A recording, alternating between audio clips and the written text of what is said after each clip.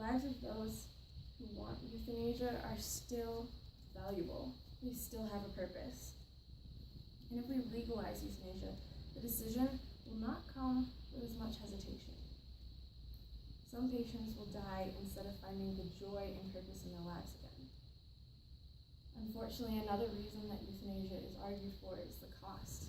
Hospice care is about $100 a day, whereas euthanasia is the price of a drug, whichever drug they choose to overdose on. It's available in a lot of horrendous ways.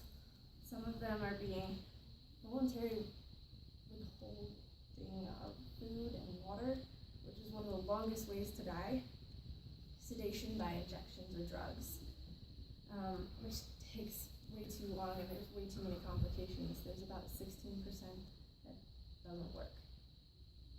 They end up in a coma. There's even plastic bags filled with helium. This has been popular in Europe, and that's just because it's less costly and a doctor doesn't need to be there. There's even the peaceful pill or the overdose. There's a book called The Peaceful Pill that is given to these patients, and it gives an approach for each version of death. It provides them with the legal information on the loopholes that they can get through. It also rates these deaths by peacefulness and reliability of them. But even with all this horrible and sad news, there's stuff that we can still do to change this.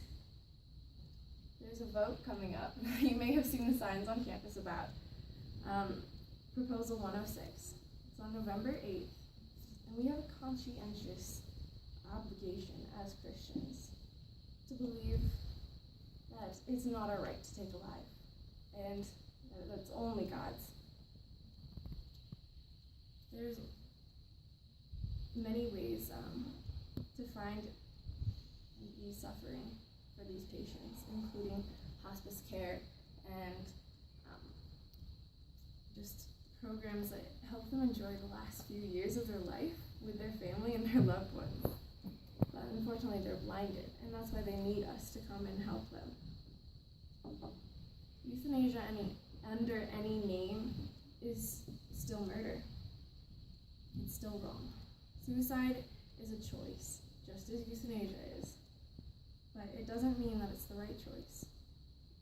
Everyone has a purpose. And to kill one person is to kill that purpose and that part of the world. The sick and the old have a purpose and dignity in their lives that cannot ever be taken away from them. And we must help them as long as possible by killing the pain and not the patient. As a wise judge once said, assisted suicide isn't a choice, it's the end of all choices. Doctor-prescribed death isn't death with dignity, it's really the euthanasia of hope.